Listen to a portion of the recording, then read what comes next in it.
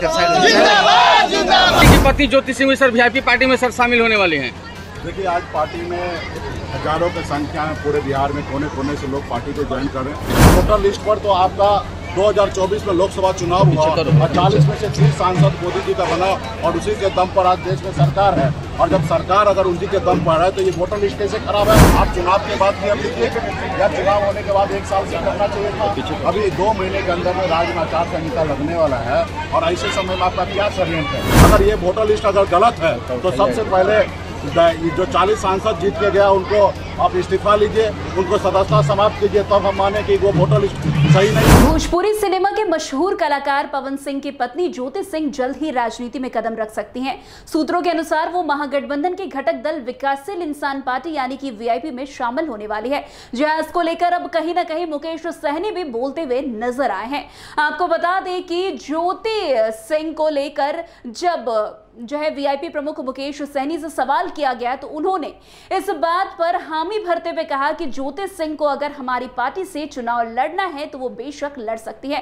पहले आप खुद सुनिए किस तरीके से मुकेश सहनी ने हामी भरते हुए वो नजर आए हैं। की पति Jyoti Singh sir VIP party में सर शामिल होने वाले हैं। देखिए, आज पार्टी में हजारों की संख्या में पूरे बिहार में कोने कोने से लोग पार्टी को ज्वाइन कर रहे हैं। पार्टी पे लोग भरोसा कर रहे हैं और इसी तरीके से जो लोग आएंगे पार्टी में सभी को स्वागत। आप चुनाव के बाद भी अब लिखिए या चुनाव होने के बाद 1 साल से करना चाहिए था। अभी 2 महीने के अंदर में राज्य में आचार संहिता लगने वाला है और ऐसे समय में आपका क्या षड्यंत्र है? आप 2 महीने में ये काम तो कर नहीं पाइएगा। ये काम करने के लिए आपको कम से कम 1 से 2 साल का समय लगेगा और आराम से कीजिए।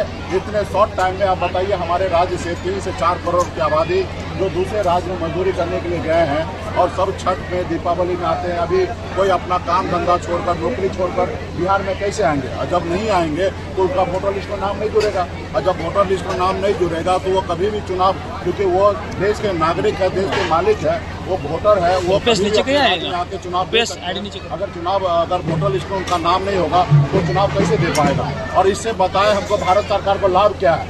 इसी वोटर लिस्ट पर तो आपका 2024 में लोकसभा चुनाव हुआ और 40 में से 30 सांसद मोदी जी का बना और उसी के दम पर आज देश में सरकार है। और जब सरकार अगर उसी के दम पर है तो ये वोटर लिस्ट कैसे खराब है?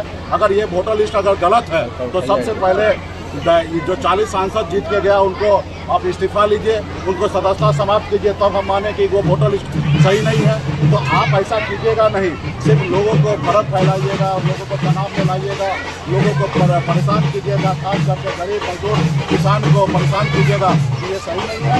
ये आप चुनाव के बाद भी ये आप काम कर सकते हैं, तो चुनाव के बाद आराम से कीजिए और बिहार में लोगों को चैन से रहने दीजिए।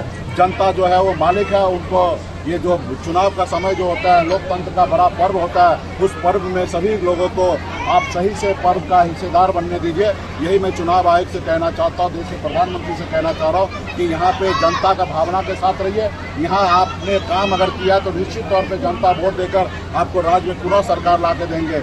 जनता पे आप भरोसा कीजिए। अगर जनता के बीच में अगर आपने काम नहीं किया तो जनता अगर उखाड़ फेंकेगा तो ये लोकतंत्र का यही सबसे बड़ा खूबसूरती है।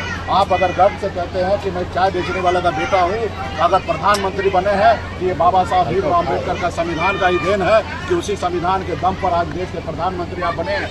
आप परंपरा ऐसा कुछ मत ऐसा नया लागू कीजिए जिसके कारण आने वाला पीढ़ी इसको देखकर और तानाशाह के जैसे हिटलर जिस तरीके से देश चलाता था ऐसे देश को चलाएगा तो ये हमारे देश के लिए, हमारे आने वाला पीढ़ी के लिए सही नहीं होगा। तो यही मैं लड़ाई लड़ रहा हूँ और निश्चित तौर पे हमें पूरा विश्वास है कि हमारे पक्ष में फैसला होगा और सरकार को चुनाव आयोग को ये वापस लेना। पप्पू यादव को मंच पर चढ़ने दिया है, क्या कहेंगे? ऐसी कोई बात नहीं है, सब जगह प्रोटोकॉल होता है किस स्टेज पर किनको चढ़ना है और प्रोटोकॉल ऑफिसर को नहीं जानकारी था कि पप्पू जी है, सांसद है, तो उनसे ये चूक हुआ होगा। इस पे बहुत ज्यादा पप्पू यादव जी का बयान है कि तेजस्वी हमारे बच्चे हैं, तेजस्वी अभी हमारे आगे बच्चे हैं, क्या कहेंगे? आप लोग को बताएंगे। तेजस्वी जी हमारे आगे बच्चे हैं, बोले पप्पू यादव जी क्या कहेंगे इस पर? सर ठीक है, बोले तो सर लगातार एक चर्चा बना हुआ सर लगातार चर्चा बना हुआ सर कि पति Jyoti Singh sir VIP party में सर शामिल होने वाले हैं। देखिए, आज पार्टी में हजारों की संख्या में पूरे बिहार में कोने कोने से लोग पार्टी को ज्वाइन कर रहे हैं, पार्टी पे लोग भरोसा कर रहे हैं और इसी तरीके से जो लोग आएंगे पार्टी में सभी को स्वागत। आपको बता दें, ज्योति सिंह काराकाट विधानसभा क्षेत्र से चुनाव लड़ सकती हैं। इसके अलावा 2 अन्य और विधानसभाओं पर उनकी पैनी नजर बनी हुई है। आपको बता दें, वर्तमान में वो निजी कार्य से बिहार से बाहर है। बिहार लौटने के बाद वो कुछ महत्वपूर्ण घोषणाएं कर सकती हैं, ऐसी बातें कही जा रही है। बता दें कि पिछले लोकसभा चुनाव में उनके पति पवन सिंह ने काराकाट लोकसभा क्षेत्र से चुनाव लड़ा था। इस सीट से पूर्व केंद्रीय मंत्री उपेंद्र कुशवाहा भी चुनाव मैदान में थे। हालांकि दोनों को सफलता नहीं मिली थी। रोहतास जिले में ज्योति सिंह की अच्छी पहचान है। जब वो क्षेत्र में आती है, बड़ी संख्या में लोग उनसे मिलने आते हैं। काराकाट क्षेत्र में उनकी अलग पहचान बन चुकी है।